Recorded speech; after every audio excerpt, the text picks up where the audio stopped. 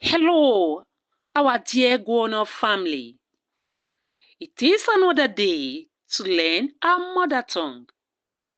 Today, we shall look at the rules governing verbs in Urhobo.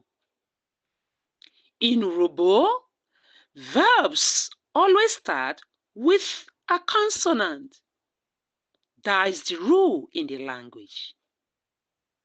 Let's look at some examples.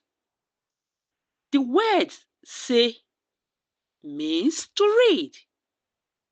It starts with s, a consonant. Ko means to plant. Also starts with k, another consonant. Other verbs, yara, ora, means go. Yare, re, or ri means come or arrive, depending on dialect. And to trade is tweki or tweki.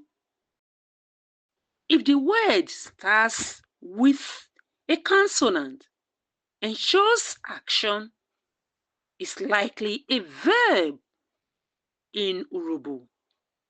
Keep this rule in mind. It will help you understand the language faster. Can you think of any verbs in Urhobo?